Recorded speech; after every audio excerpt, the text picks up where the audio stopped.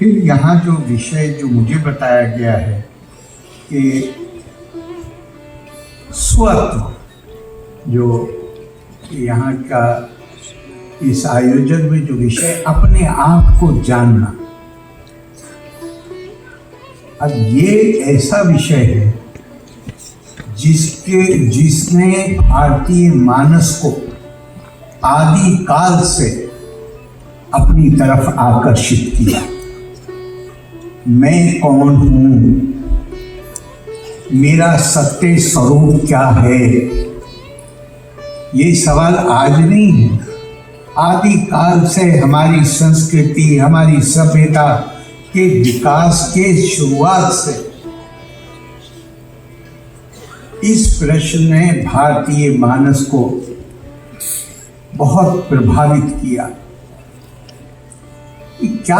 क्या ये जीवन उद्देश्यहीन है या जीवन का कोई उद्देश्य? मैं कौन हूं, क्यों यहाँ पर हूं और इसके बाद क्या होगा? आपको एक छोटा सा कहता हूं कि आदि शंकर केरला के एक छोटे से गांव से एक कम उम्री का नौजवान, हम निश्चित तौर पे नहीं जानते उनकी उम्र 11 साल थी कि 12 साल थी कि 13 साल, लेकिन बहुत कम उम्र,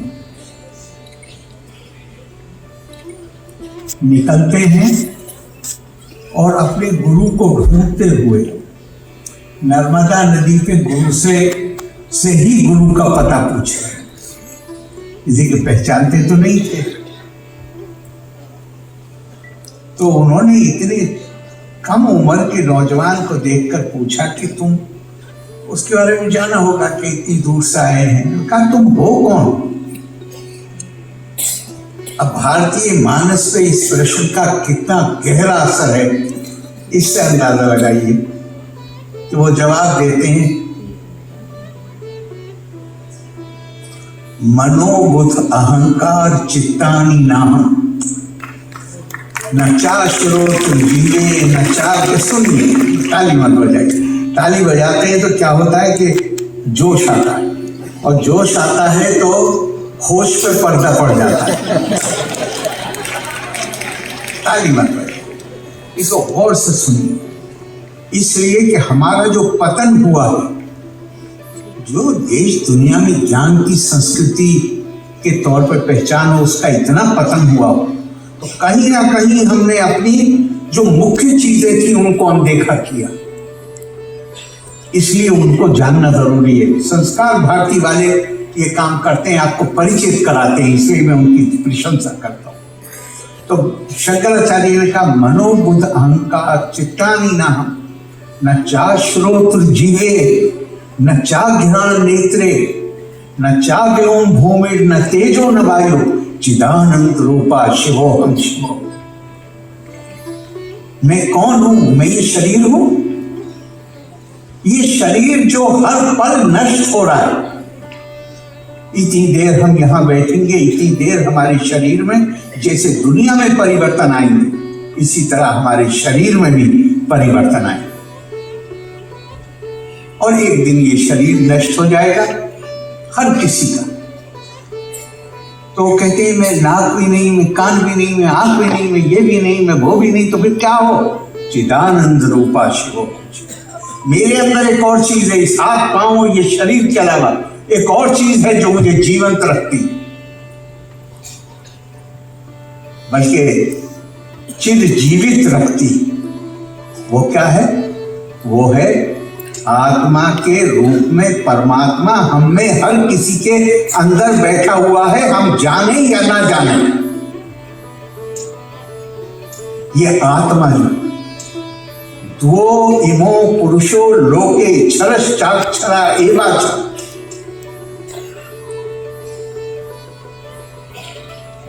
सर्वभूतानि क्षरा कूटस्था अक्षरा उच्यते।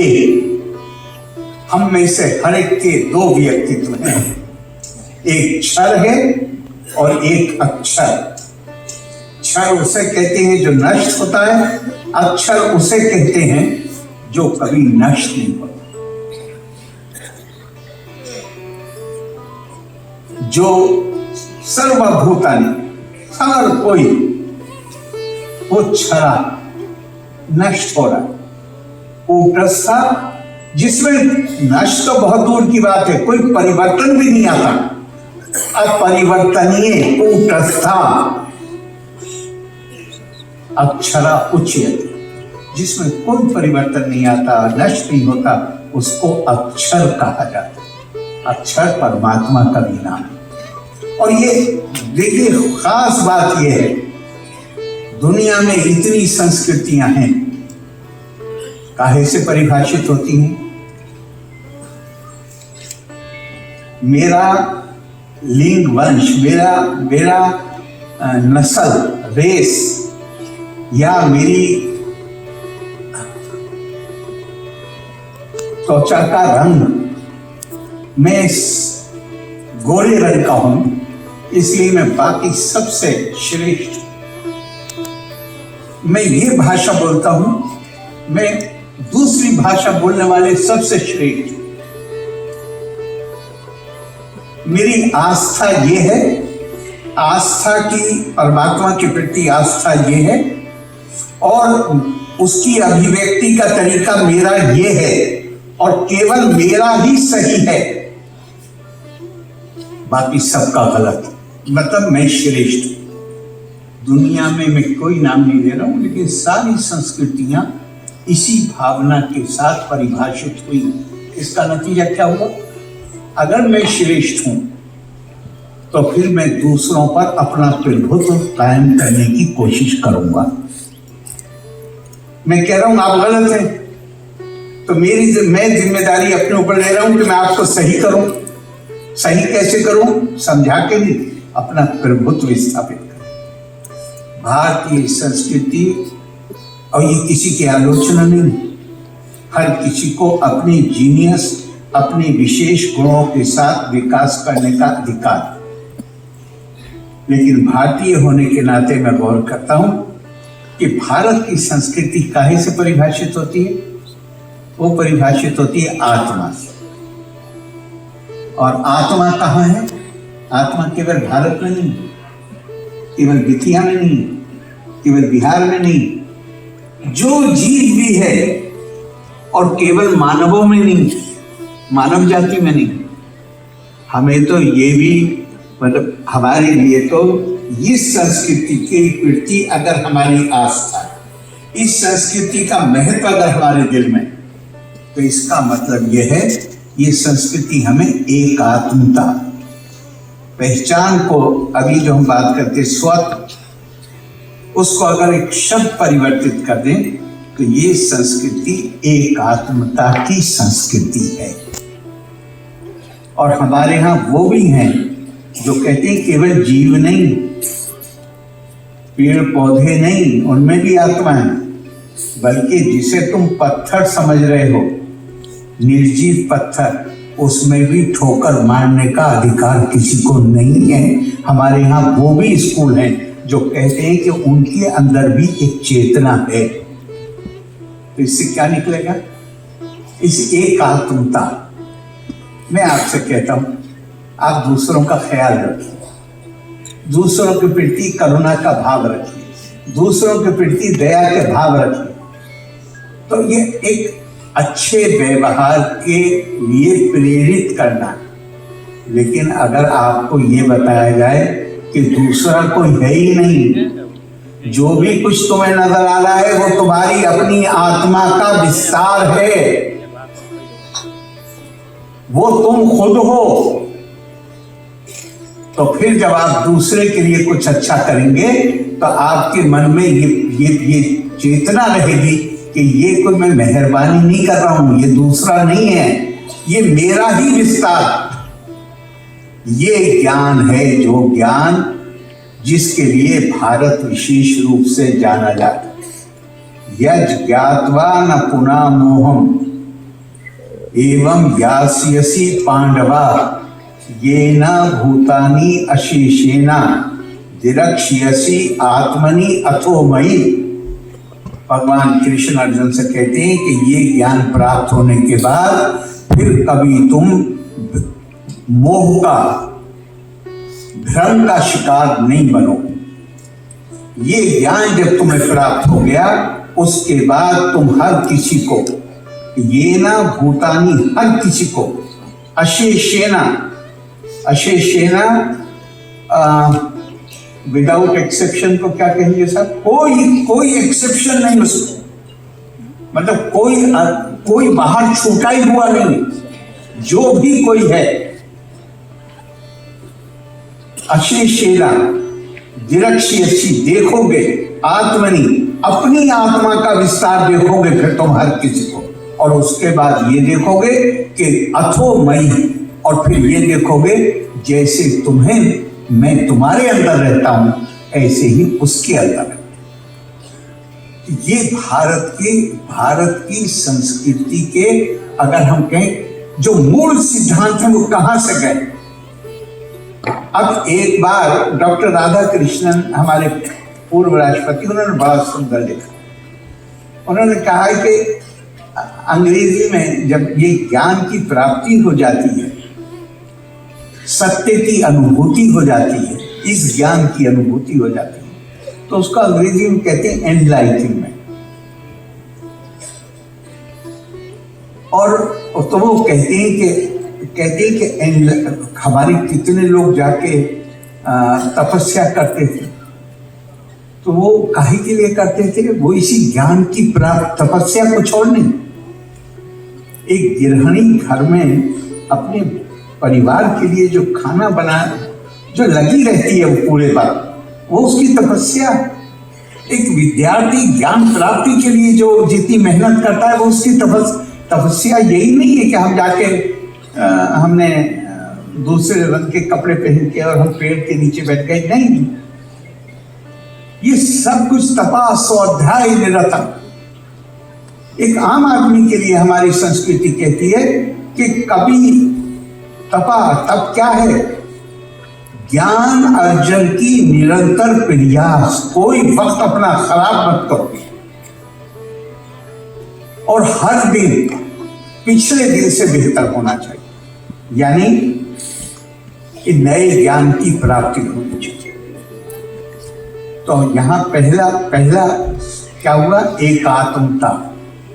हर कोई, यस्तु सर्वाणि भूतानि, ये वो है, लाइनें हैं दो, एक उपनिषद से जो गुरुदेव रविंद्रनाथ टैगोर ने जब उनको नोबेल प्राइज मिला तो उन्होंने वहाँ पर पढ़ा। मैं उस देश से आता हूँ, मैं उस संस्कृति का प्रतिनिधित्व करता हूँ जिसमें ये कहा गया है कि वास्तव में मानवता ये है कि जहाँ इस यस्तु सर्वाणि भूतानि आत्मन्य वानु पश्यति, जो हर किसी के अंदर अपनी ही आत्मा का विस्तार देखता है, और एक बार जब ये विस्तार हो दे सर्वभूताना, वो फिर हर किसी के लिए उसके दिल में प्रेम पैदा होता है, और वो किसी से भी बैर तो छोड़िए, अलगाव की भावना अपने दिल में आने ही नहीं दे सकता। तो अब डॉक्टर राधा कृष्ण कहते हैं कि एक बार जब ये ज्ञान प्राप्त हो गया तो इसका नतीजा क्या होगा?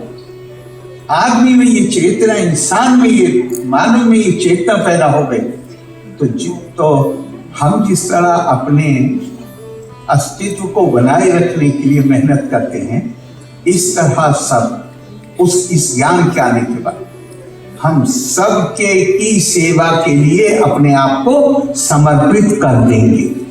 तो वो कहते हैं कि एनलाइटनमेंट लीड्स टू सर्विस। एक बार ये पता चल जाए मुझे कि केवल मेरा परिवार नहीं, मेरी जिम्मेदारी, पर आप कोई भी है वो मेरा ही विस्तार है, तो फिर मेरे ऊपर उनकी जिम्मेदारी आती है। और उसको हमारी संस्कृति में क्या कहा गया है? उसको कहा लोका संगरहम, मानवता के कल्याण के लिए, विश्व के कल्याण के लिए, जगत के कल्याण के लिए काम कर, बिना किसी भेदभाव के। उसको क्या कहा गया? लोका संगरहम। सत्ता कर्मणि अविद्वासा यथा कुर्वन्ति भारता कुर्यात् विद्वान तथा असक्ता चिकीर्षु लोका संगम। भगवान कृष्ण अर्जुन से कहते हैं कि अर्जुन, हर व्यक्ति अपने पालन पोषण के लिए, अपने अस्तित्व को बचाने के लिए दिन रात मेहनत करता है। अपने को बचा सके, अपनी हालत को बेहतर कर सके, अपने परिवार को, मित्रों को, उनके हालत को बेहतर कर सके, उसके लिए वो काम करता है। लेकिन ये अज्ञानी पुरुष की पहचान है कि वो स्वार्थ से प्रेरित होकर मेहनत करता है, काम करता है। और जो ज्ञानी पुरुष है उसमें क्या अंतर है? वो भी उतनी ही मेहनत करता है। सत्ता कर्माणि अविद्वांसा यथा कुर्वन्ति, वो भी उतनी ही मेहनत करता है। लेकिन उसका उद्देश्य क्या होता है? उसकी प्रेरणा कहां से आती है? मुझे केवल अपने को बेहतर नहीं बनाना है। चिकीर्षु, चिकीर्षु मतलब उसकी इच्छा क्या होती है, उसकी प्रेरणा क्या होती है? लोका संगरहम, मेरा हर काम इस तरह किया जाना चाहिए जिससे मैं विश्व कल्याण के लिए, लोक हित के लिए को मजबूत कर सकूं। हमारी पूरी संस्कृति, और यही मैं मानता हूं, आप दुनिया में देखते हैं हर जगह कितने लोग आते हैं चले जाते हैं। याद किनको रखते हैं हम? याद उनको रखते हैं जो अपने लिए नहीं जिए बल्कि दूसरों के लिए जिए। याद उनको रखा जाता है। तो भारत की संस्कृति की अगर निरंतरता बनी हुई है, भारतीय संस्कृति इतनी प्राचीन होने के बावजूद आज भी जिंदा है और उसकी निरंतरता बनी हुई है, तो वो इसीलिए है कि ये संस्कृति आपको स्वार्थी नहीं बनाती, बल्कि ये संस्कृति आपको परमार्थी बनाती, लोका संगम। और उसी के लिए मैं तो आपके पेपर देखे तो मुझे अच्छा लगा कि ये ऐसा विषय आपने चुना है जो मुझे भी बहुत आकर्षित करता है। तो मैं आपको बहुत बहुत शुभकामनाएं देता हूँ।